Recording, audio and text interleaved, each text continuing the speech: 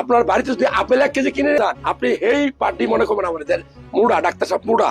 আর যদি আমি 3 কেজি পেয়ারা নিয়ে যান, এই কইবেন যে টাকা আছে, শরীর ঠিক হয় নাই। ছোট থেকে আপনার বাচ্চাকে শিখাবেন যে পলিথিনের খাবার খাওয়া যাবে না, প্যাকেটের খাবার খাওয়া যাবে না, কারণ বোতলজাত খাবারে কি হয়, আপনার ক্যান্সার তৈরি হবে। ওরে যদি শিখান, ও জিন্দিগি তো খাবে না।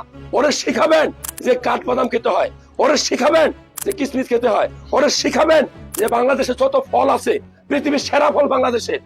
আমরা একটা পেয়ারাতে যে পরিমাণ ক্যালসিয়াম থাকে, 3টা আপেলে সেই পরিমাণ ক্যালসিয়াম থাকবে না, ওয়ারেন্টি গ্যারান্টি আছে। কিন্তু আমরা কি খাই? আমরা খাই আপেল। অথচ আপেলটা কোথা থেকে আসছে? হয় নেপাল অথবা ভুটান, আরো ভালো হলে কাশ্মীর, আরো ভালো হলে সাউথ আফ্রিকা। কিভাবে আসে? ফরমালিন ছাড়া আসা সম্ভব? আপনি একটা ফল আজকে পারেন, নষ্ট হয়ে যাবে। তাহলে প্রিজারভেটিভ দিয়ে আসে, ওয়ারেন্টি গ্যারান্টি। এখন আপনাকে যদি আপনার বাড়িতে যদি আপেল 1 কেজি কিনে নিয়ে যান, আপনি এই পার্টি মনে করবেন আমাদের মুড়া, ডাক্তার সাহেব মুড়া। আর যদি আমি 3 কেজি পেয়ারা নিয়ে যান, এই কইবেন যে টাকা আছে, চরিত্র ঠিক হয় নাই।